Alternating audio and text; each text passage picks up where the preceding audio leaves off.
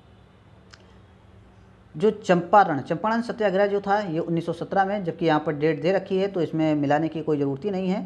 तो फ्रेंड्स चंपारण 1917। उसके बाद हम देखें 1900 अहमदाबाद मिल हड़ताल जो है फ्रेंड्स, उसके बाद में अहमदाबाद में हड़ताल हुई थी, और उसके बाद खेड़ा आंदोलन हुआ था, और उसके उपरांत हुआ था फ्रेंड्स रॉलेट एक्ट के विरुद्ध सत्याग्रह। तो यहाँ पर हमारा ऑप्शन कौन सा सही है? ऑप्शन ए सही है। चलिए अगला क्वेश्चन देखते हैं। निम्नलिखित में से कौन सही सुमेलित नहीं है? फ्रेंड्स इनमें से एक सुमेलित नहीं है, तो कौन सा है? सिकिला जो दर्रा है ये कहाँ पर है फ्रेंड्स? हिमाचल प्रदेश में, सही सुमेलित है। बोमडीला दर्रा अरुणाचल प्रदेश में, सही सुमेलित है।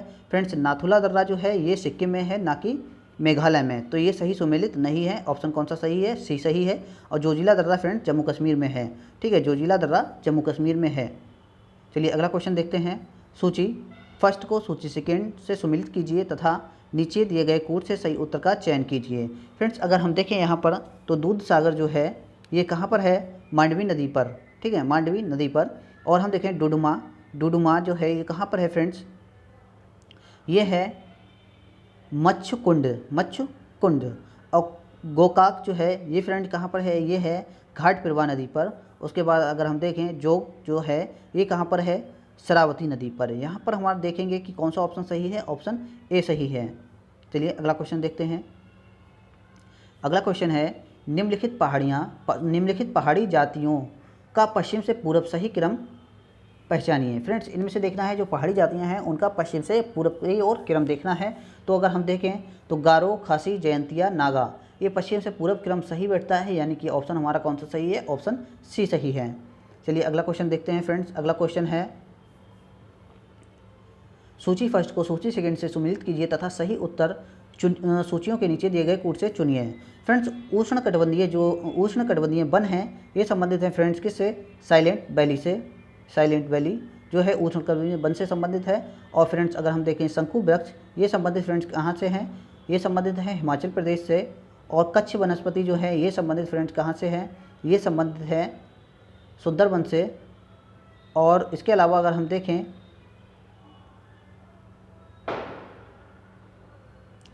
पतझड़ वन जो है फ्रेंड्स ये संबंधित किससे हैं? कहाँ से हैं? राजस्थान से। यानी कि ऑप्शन हमारा कौन सा सही है? ऑप्शन डी सही है। ऑप्शन डी सही है। चलिए अगला क्वेश्चन देखते हैं। उत्तर प्रदेश में कितने कृषि जलवायु क्षेत्र पाए जाते हैं? उत्तर प्रदेश में फ्रेंड्स कितने कृषि जलवायु क्षेत्र पाए जाते हैं? टोटल 9 कृषि जलवायु क्षेत्र पाए जाते हैं। यहाँ पर ऑप्शन हमारा सी सही होगा। अगला क्वेश्चन है निम्नलिखित में से कौन से युग्म सही सुमेलित हैं? फ्रेंड्स इनमें से कौन सा एक युग्म है जो सही सुमेलित है? तो अगर हम देखें इडुक्की तापीय शक्ति गृह नहीं फ्रेंड्स, इडुक्की जो है ये सिंचाई परियोजना है, तो ये जो है सही सुमेलित नहीं है। ठीक है, और हम देखें सावरीगिरी जल विद्युत परियोजना है। जी हाँ बिल्कुल फ्रेंड्स, ये सावरीगिरी जो है जल विद्युत परियोजना है, यानी कि पहला सही है। उसके बाद हम देखें घाट प्रभा जो है ये सिंचाई परियोजना है। जी हाँ फ्रेंड्स, सिंचाई परियोजना है घाट प्रभा। उसके बाद देखें रामगंगा जो है ये बहुउद्देशीय परियोजना है। जी हाँ बिल्कुल फ्रेंड्स, रामगंगा बहुउद्देशीय परियोजना है। यानी कि यहाँ पर हमारे कौन कौन सा सही है? दूसरा, तीसरा और चौथा। तो हमारा ऑप्शन कौन सा सही होगा फ्रेंड्स? ऑप्शन ए सही होगा। चलिए अगला क्वेश्चन देखते हैं। निम्नलिखित शैल क्रमों में से कौन भारत का 90% से अधिक कोयला प्रदान करता है? फ्रेंड्स इनमें से कौन सा क्षेत्र है जो 90% से अधिक कोयला प्रदान करता है? तो ये है फ्रेंड्स गोंडवाना क्रम की जो शैलें हैं वहाँ से 90% कोयला प्राप्त होता है। चलिए अगला क्वेश्चन देखते हैं। निम्नलिखित लोहा एवं इस्पात कारखानों में से कौन कच्चे माल क्षेत्र के समीप नहीं है? फ्रेंड्स इनमें से कौन सा कारखाना है जो कच्चे माल के क्षेत्र में स्थित नहीं है? तो वो है फ्रेंड्स सेलम। ठीक है, सेलम। चलिए अगर हम देखें फ्रेंड्स अगला क्वेश्चन, तो अगला क्वेश्चन है सूची फर्स्ट को सूची सेकंड से सुमेलित कीजिए और कूट के द्वारा इनको चुनना है। तो देखो फ्रेंड्स इसमें क्या है कि वाल्को एल्यूमिनियम कंपनी जो है ये फ्रेंड्स कहाँ पर है? ये स्थित है फ्रेंड्स कोरबा में। और हिंडाल्को जो है ये स्थित है फ्रेंड्स रेणुकूट में। हिंडाल्को कहाँ पर है? रेणुकूट में है। और इसके अलावा अगर हम देखें फ्रेंड्स इंडियन एल्यूमिनियम कंपनी जो है ये कहाँ पर है? हीराकुंड में। और इसके अलावा हम देखें फ्रेंड्स नाल्को जो है ये स्थित है कोरापुट में। यानी कि हमारा ऑप्शन कौन सा सही है? ऑप्शन बी सही होगा यहाँ पर। ऑप्शन बी सही है। चलिए अगला क्वेश्चन देखते हैं। भारत का सर्वाधिक गहराई वाला बंदरगाह है? फ्रेंड्स भारत का सर्वाधिक गहराई वाला बंदरगाह कौन सा है? पारादीप। यानी कि ऑप्शन सी सही है। चलिए अगला क्वेश्चन देखते हैं। अगला क्वेश्चन है कर्क रेखा निम्नलिखित में से किन राज्यों से होकर गुजरती है। फ्रेंड्स कर्क रेखा जो है इनमें से कौन सा राज्य है जिनसे होकर गुजरती है, तो हम देखें फ्रेंड्स कर्क रेखा जो है गुजरात से गुजरती है। इसके अलावा कर्क रेखा जो है छत्तीसगढ़ से गुजरती है और झारखंड से गुजरती है। कर्क रेखा फ्रेंड्स उत्तर प्रदेश से नहीं गुजरती है। उत्तर प्रदेश से एक कौन सी रेखा गुजरती है, वह है फ्रेंड्स मानक समय रेखा। ठीक है, तो यहाँ पर हमारा कौन सा ऑप्शन सही है, ऑप्शन ए सही है, यानी कि 1, 2 एंड 4। ठीक है, चलिए अगला क्वेश्चन देखते हैं फ्रेंड्स। अगला क्वेश्चन है निम्न में से कौन सा सबसे बड़ा पठार है। फ्रेंड्स इनमें से कौन सा है जो सबसे बड़ा पठार है, तो वो है फ्रेंड्स कोलोराडो, यानी कि ऑप्शन कौन सा सही है, ऑप्शन सी सही है। फ्रेंड्स अगर हम देखें तो संयुक्त राज्य अमेरिका के दक्षिण पश्चिम क्षेत्र में स्थित है ये पठार। कहाँ पर स्थित है, संयुक्त राज्य अमेरिका के दक्षिण पश्चिम में। चलिए अगला क्वेश्चन देखते हैं। वर्षा की मात्रा निर्भर करती है। फ्रेंड्स वर्षा की मात्रा जो होती है वायुमंडल में नमी पर निर्भर करती है, यानी कि ऑप्शन कौन सा सही है, ऑप्शन बी सही है। चलिए अगला क्वेश्चन देखते हैं। निम्न में से कौन सा विशालतम हिमनद है। फ्रेंड्स इनमें से सबसे बड़ा यानी कि विशालतम हिमनद जो है कौन सा है, ससाइनी, यानी कि ऑप्शन कौन सा सही होगा, ऑप्शन ए सही होगा। चलिए अगला क्वेश्चन देखते हैं। अधोलिखित में से कौन शीत महासागर धारा नहीं है। फ्रेंड्स इनमें से कौन सी है शीत महासागर धारा नहीं है, तो वो है फ्रेंड्स अगुलहास। ठीक है, ये जो है गर्म धारा है और बाकी सभी ठंडी धाराएं हैं, यानी कि कनारीज, हमबोल्ट और ओयासियो जो हैं सारी ठंडी जल धाराएं हैं। बाकी अगुलहास जो है ये गर्म जलधारा है।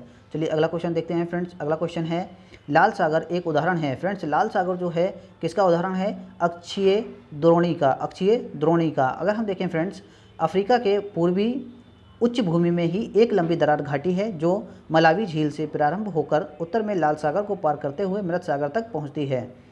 चलिए अगला क्वेश्चन देखते हैं फ्रेंड्स। अगला क्वेश्चन है निम्नलिखित में से किसे वायुमंडल के प्राकृतिक संतुलन के लिए कार्बन डाइऑक्साइड की उपयुक्त सांद्रता मानी जाती है। फ्रेंड्स किसको, 0.03% को, यानी कि ऑप्शन कौन सा सही है, ऑप्शन बी सही है, ऑप्शन बी सही है। चलिए अगला क्वेश्चन देखते हैं फ्रेंड्स। एक बात और है कि वायुमंडल में सबसे अधिक गैसों का क्रम जो पूछ लिया जाता है, तो नाइट्रोजन जो है वायुमंडल में सबसे अधिक पाई जाने वाली गैस है। इसके बाद आती है ऑक्सीजन, उसके बाद आर्गन, उसके बाद कार्बन डाइऑक्साइड। तो फ्रेंड्स आप इसको याद रखिए, क्वेश्चन यहाँ से बन जाता है। चलिए अगला क्वेश्चन देखते हैं। अगला क्वेश्चन है फ्रेंड्स निम्नलिखित में से किसे यूरोप की तेल राजधानी कहा जाता है। फ्रेंड्स इनमें से कौन सा क्षेत्र है जिसको यूरोप की तेल राजधानी कहा जाता है, वह है फ्रेंड्स एवर्डीन, यानी कि ऑप्शन कौन सा सही है, ऑप्शन बी सही है। चलिए अगला क्वेश्चन देखते हैं। ब्राज़ील में विशाल कहवा बागानों को कहा जाता है। ब्राज़ील में फ्रेंड्स कहवा बागानों को क्या कहा जाता है, फजेडा, यानी कि ऑप्शन कौन सा सही है, ऑप्शन डी सही है। अगला क्वेश्चन है फ्रेंड्स निम्नलिखित में से किस देश समूह की सीमा इजराइल से लगी हुई है। फ्रेंड्स इजराइल से सीमा लेबनान की लगी हुई है, सीरिया की लगी है, जॉर्डन की लगी है और मिस्र की लगी हुई है, यानी कि ऑप्शन हमारा कौन सा सही है, ऑप्शन ए सही है। फ्रेंड्स अगर हम देखें तो इसकी स्थापना कब हुई थी, 14 मई 1948 को फिलिस्तीन के विभाजन से इसकी स्थापना हुई थी। ठीक है, अगला क्वेश्चन देखते हैं। अगला क्वेश्चन है फ्रेंड्स निम्नलिखित में से कौन सी नहर दक्षिण जर्मनी में आंतरिक जलमार्ग के रूप में प्रयोग की जाती है। फ्रेंड्स कौन सी नहर है जो वो नहर कौन सी है फ्रेंड्स, लुणबिंग्स नहर, यानी कि ऑप्शन कौन सा सही है, ऑप्शन सी सही है। ठीक है, अगला क्वेश्चन है फ्रेंड्स निम्नलिखित युगों में से कौन सही सुमिलित नहीं है। फ्रेंड्स इनमें से कौन सा सही सुमिलित नहीं है, तो गिनी बिसाऊ जो है ये कहाँ पर है, बिसाऊ में, ये सही सुमिलित है। ठीक है, और इसके अलावा हम देखें ताइवान जो है ताइपोई, ये सही सुमिलित है। निकारागुआ, मानागुआ ये सही सुमिलित है। मालदीव जो है मलाओ, ये सही सुमिलित नहीं है, यानी कि मालदीव की राजधानी फ्रेंड्स कहाँ है, माले है। मालदीव की राजधानी माले है, ना कि मलाओ है, यानी कि ऑप्शन कौन सा सही होगा, ऑप्शन डी सही होगा।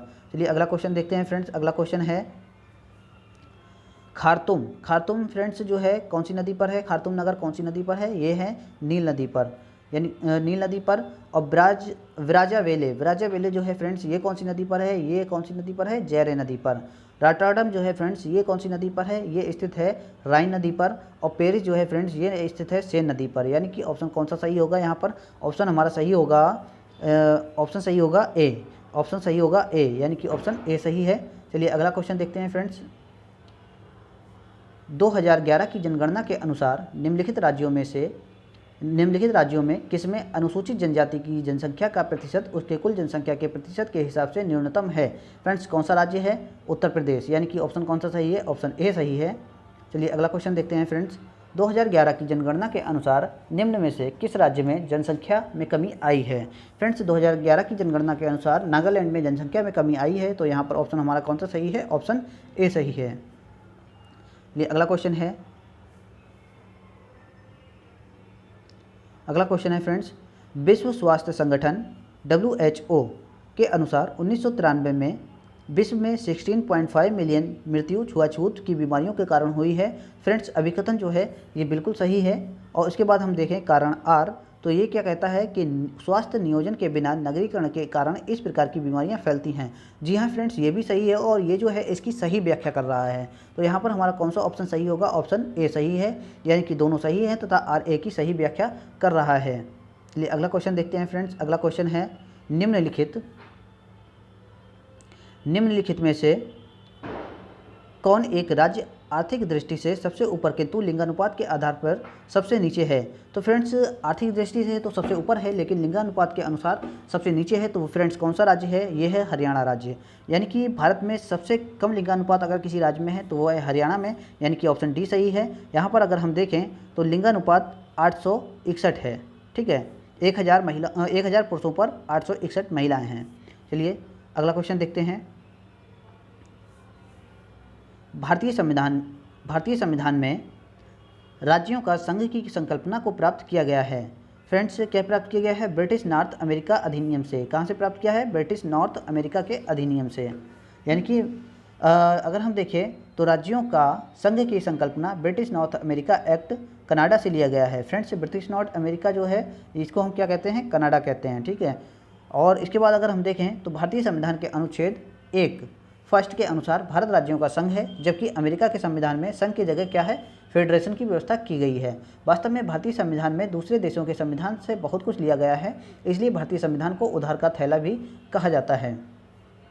फ्रेंड्स अगला क्वेश्चन है, दो कथन दिए गए हैं, एक है कथन ए और कारण आर। अगर हम देखें फ्रेंड्स, भारत एक लोकतांत्रिक देश है। जी हाँ बिल्कुल फ्रेंड्स, लोकतांत्रिक देश है।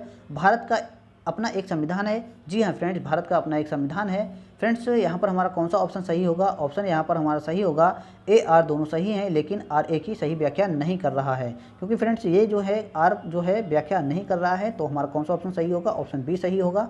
चलिए अगला क्वेश्चन देखते हैं फ्रेंड्स। अगला क्वेश्चन है,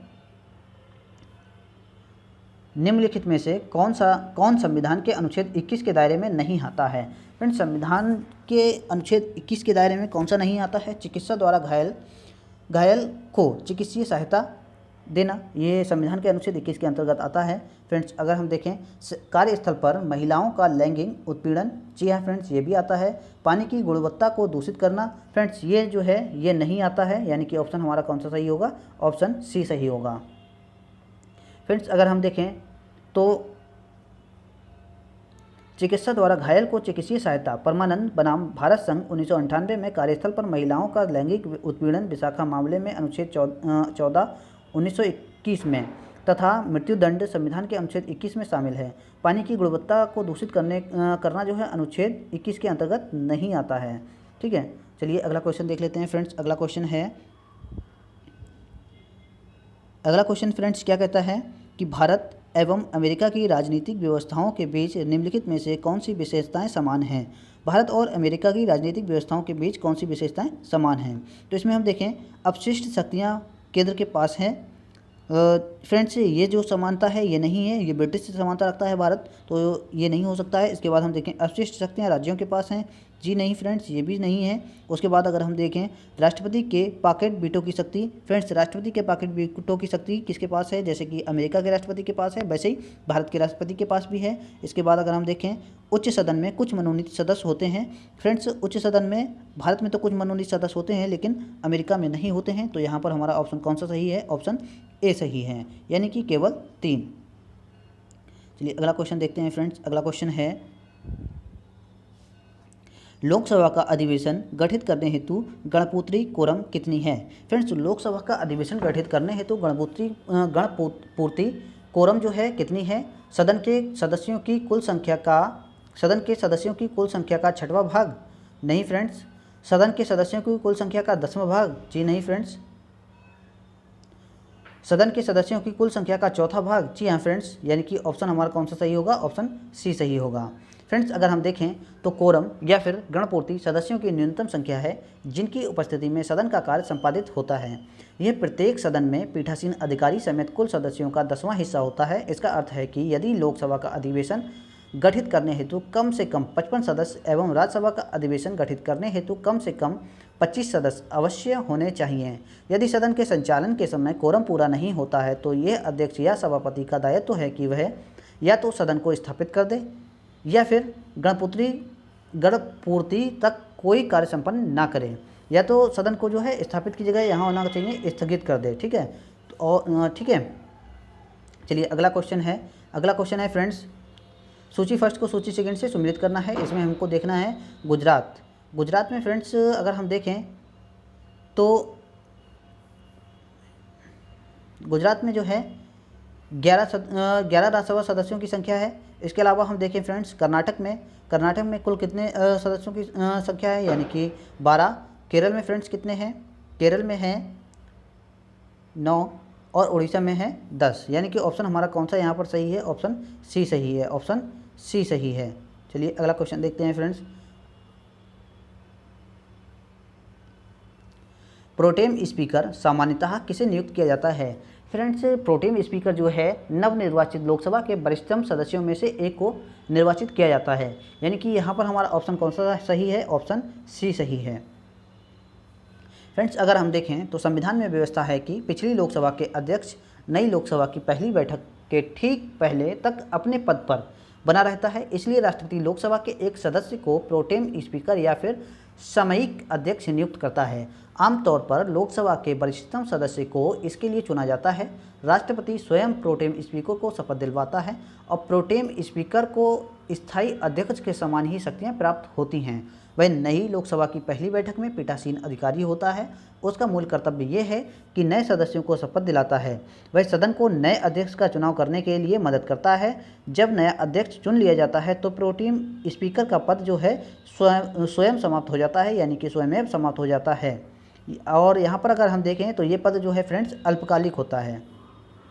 चलिए अगला क्वेश्चन देखते हैं, राज्यसभा का सर्वप्रथम गठन किस वर्ष में हुआ था। फ्रेंड्स राज्यसभा का सबसे पहले गठन कब हुआ था, 1952 में हुआ था। अगर हम देखें फ्रेंड्स तो भारतीय संविधान के परिवर्तन के बाद काउंसिल ऑफ स्टेट्स राज्यसभा का गठन सर्वप्रथम 3 अप्रैल 1952 को किया गया था। इसकी पहली बैठक 13 मई 1952 को हुई थी। इसकी पहली बैठक कब हुई थी, 13 मई 1952 को। इसकी अध्यक्षता तत्कालीन राष्ट्रपति डॉक्टर सर्वपल्ली राधाकृष्णन के द्वारा की गई थी। फ्रेंड्स 23 अगस्त 1954 को सभापति ने सदन में घोषणा की कि काउंसिल ऑफ स्टेट्स को अब राज्यसभा के नाम से जाना जाएगा। कब फ्रेंड्स, 23 अगस्त 1954 को। ठीक है, आगे देखते हैं फ्रेंड्स, ध्यातव्य है कि संविधान के अनुच्छेद 80 यानी कि 80 के अनुसार राज्यसभा का गठन 250 सदस्यों द्वारा होगा। इसमें से 12 सदस्यों के नाम राष्ट्रपति द्वारा निर्देशित किए जाते हैं तथा शेष 238 का चुनाव राज्य तथा संघ राज्य क्षेत्र की विधानसभाओं के सदस्यों द्वारा अप्रत्यक्ष रूप से किया जाता है। फ्रेंड्स अगला क्वेश्चन देख लेते हैं। अगला क्वेश्चन है, निम्नलिखित में से कौन संसद सदस्यों का सामूहिक विशेषाधिकार नहीं है। फ्रेंड्स संसद सदस्यों का सामूहिक विशेषाधिकार इनमें से क्या नहीं है, साक्षी के रूप में उपस्थिति से स्वतंत्रता, यानी कि ऑप्शन सी सही है। अगर हम देखें फ्रेंड्स तो संसद के सदस्य न्याय निर्णय सेवा से मुक्त हैं। वे संसद के सत्र में किसी न्यायालय में लंबित मुकदमों में प्रमाण प्रस्तुत करने या उपस्थित होने के लिए मना कर सकते हैं। यह उनका व्यक्तिगत विशेषाधिकार है, जबकि विकल्प में दिए गए अन्य सभी जो सामूहिक विशेषाधिकार हैं। चलिए अगला क्वेश्चन देखते हैं फ्रेंड्स। अगला क्वेश्चन है हमारा, राज्यपाल को उच्च न्यायालय के न्यायाधीशों की नियुक्ति का अधिकार नहीं है। राज्यपाल को उच्च न्यायालय के न्यायाधीशों की नियुक्ति का अधिकार नहीं है। जी हाँ फ्रेंड्स, सही है।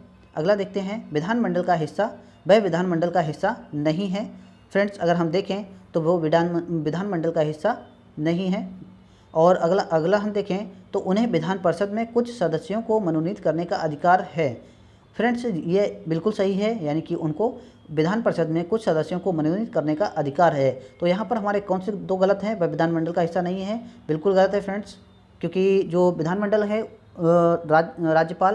राज्यपाल, इसके अलावा विधानमंडल, और इसके अलावा हम देखें तो जो राज्य की जो विधान परिषद है उनसे मिलकर बनता है। चलिए तो फ्रेंड्स यहाँ पर हमारा कौन सा ऑप्शन सही है? ऑप्शन ए सही है। अगला क्वेश्चन देख लेते हैं। फ्रेंड्स अगले क्वेश्चन को देखने से पहले हम देख लेते हैं कि आगे के क्वेश्चन हम अगले लेक्चर में देखेंगे। और फ्रेंड्स अभी हमने देख लिए हैं कितने क्वेश्चन, 59 क्वेश्चन, यानी कि 60 से हम आगे जो है अगले लेक्चर में क्वेश्चन देखेंगे। फ्रेंड्स यदि आपको हमारा ये लेक्चर पसंद आ रहा है तो हमारी वीडियो को लाइक कीजिए, शेयर कीजिए, ताकि और लोगों तक ये वीडियो पहुँच सके। Thank you friends.